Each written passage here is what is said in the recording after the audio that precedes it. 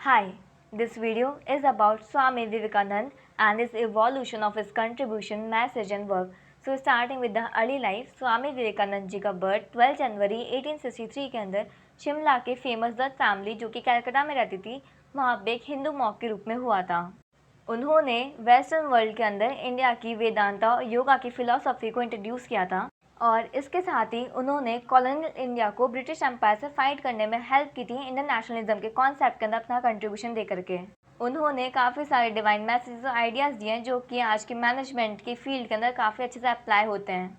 उन्होंने हमें वेदास और उपनिषद के बारे में बताया जो कि हमें हेल्प करता है ग्रुप में काम करने के साथ साथ सामानों को और ह्यूमन बींग्स को मैनेज करने के अंदर। Evolution of Vivekananda's contribution, message and work. The very first one is build bridge between the East and the West. Vivekananda ने बहुत ही सक्सेसफुली हमारे जो ईस्टर्न कल्चर और वेस्टर्न कल्चर के बीच में एक ब्रिज क्रिएट कर लिया था। उन्होंने काफ़ी अच्छे से हिंदू स्क्रप्चर्स और फिलॉसफी को वेस्टर्न लोगों की लाइफ के अंदर इंटरप्रेट किया था और उन्होंने पूरे वर्ल्ड को रियलाइज़ करवाया था कि भले इंडिया के अंदर पॉवर्टी और बैकवर्डनेस है अभी, लेकिन फिर भी वर्ल्ड कल्चर को देने के लिए काफ़ी कुछ है। उन्होंने एक बहुत इंपॉर्टेंट रोल प्ले किया था पूरे वर्ल्ड को बताने के लिए कि इंडिया का कल्चर कितना ग्रेट है और पूरे वर्ल्ड में उसको इंट्रोड्यूस कराने के साथ साथ उसको पॉपुलर बनाने में। The next one is perfect balance between outward and inward journey. एक इंसान का जो माइंड है वो पेंडुलम की तरह काम करता है और वो हमेशा मूव करता रहता है या फिर ऑसिलेट करता रहता है पास्ट और फ्यूचर के बीच में। और सेम उसी तरह से जो स्वामी विवेकानंद जी हैं उनका माइंड है वो ऑसिलेट करता था, मतलब मूव करता था उनकी इनवर्ड जर्नी और आउटवर्ड सर्विसेज के बीच में। इनवर्ड जर्नी मतलब कि उनके अंदर की जो पर्सनैलिटी डेवलपमेंट्स हो रहे हैं या चीज़ें जो उनको सेटिस्फैक्शन देती है वो सब चीज़ें, और आउटवर्ड सर्विसेज का मतलब है कि जो सर्विसेज या जो काम करते थे वो अर्निंग के लिए या फिर वो इंडियन नेशनल मूवमेंट के अंदर जो कंट्रीब्यूशन देते थे और उसके साथ में जब वो वर्ल्ड के अंदर हिंदू कल्चर को या फिर जो वेदांत को उनको प्रमोट करते थे, तो इन सब के बीच में उनको एक बैलेंस नहीं मिल पा रहा था और उनका माइंड इन दोनों चीज़ों के बीच में मूव कर रहा था।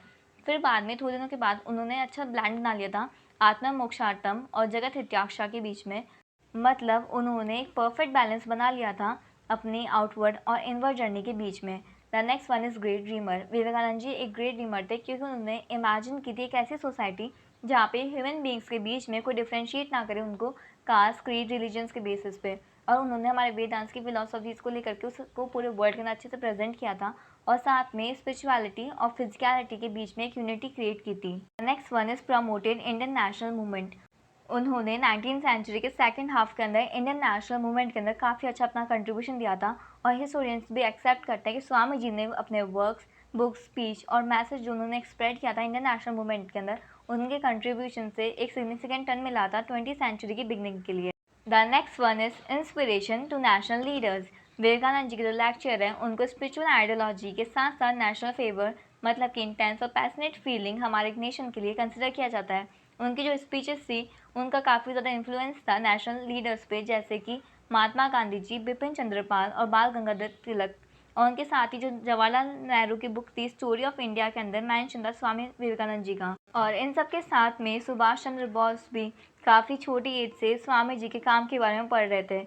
इन्हीं सब चीज़ों से हमें पता चलता है कि गांधी जी के टाइम पे जितने भी कंटेम्प्रेरी लीडर्स थे वो इंस्पायर थे स्वामी विवेकानंद जी के थॉट्स और फिलोसफी से। The next one is social and humanitarian messages. Vivekananda ji की जितनी भी पावरफुल स्पीचेस हैं वो बेस्ड हैं सोशल और ह्यूमैनिटेरियन फिलोसफीज़ पे। उनके जो मैसेजेस थे वो आज भी उतने ही मीनिंगफुल हैं। उन्होंने काफ़ी सारे लोगों की लाइफ चेंज की थी, सोशल लाइफ चेंज की थी अपने आइडियाज़ और मोटिवेटिंग स्पीच से। उनके जो लेक्चर्स थे वो उनके रिलीजन और मोरल इंसाइट्स के चलते रिवॉल्यूशनरी, ट्रूथफुल और फोर्सफुल रहा करते थे। The next one is revival of Hinduism.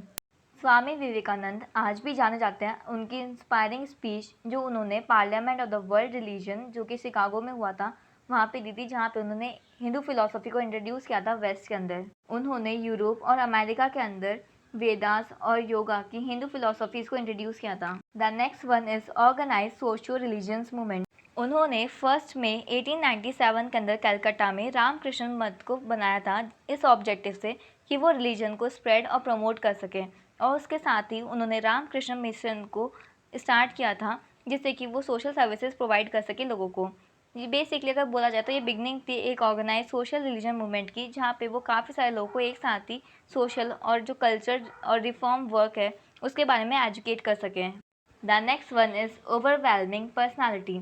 Vivekananda ji एक मॉन्क के साथ साथ seeker, worshipper, education philosopher, thinker, writer, preacher, religion leader, humanitarian के साथ साथ एक सोशल रिफॉर्मर भी हैं। विवेकानंद जी के जो ग्लोरियस थॉट्स और ओवरवेलमिंग पर्सनालिटी है वो एक जरिया कि जिससे हम हर एक हिंदुस्तानी को इंस्पायर कर सकते हैं। उन्होंने अपना जो ट्रस्ट है वो यूथ पे दिखाया और उसकी सारी जो लाइफ के एस्पेक्ट्स हैं उनको टच किया है, चाहे वो रिलेटेड हो सोशल, इकोनॉमिकल, कल्चर या फिर रिलीजन से।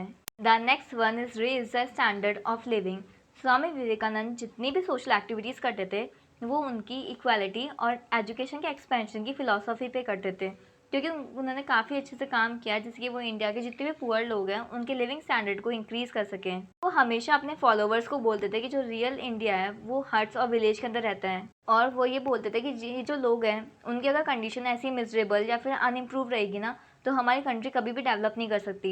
उनका मानना था कि अगर हमारी कंट्री को डेवलप होना है तो वो सिर्फ एक ही तरीका उसके लिए वो है एजुकेशन एक्सपेंशन करना। वो अपने फॉलोवर्स को बोलते थे कि वो अपने आप को स्प्रेड करे विलेजेस के अंदर और पुअर लोगों को एजुकेट करे, क्योंकि ये एजुकेटेड जो पर्सन है वो अपने आप अपने लिए एक डिसेंट लाइवलीहुड ढूंढ सकता है। Next one is philosophical work.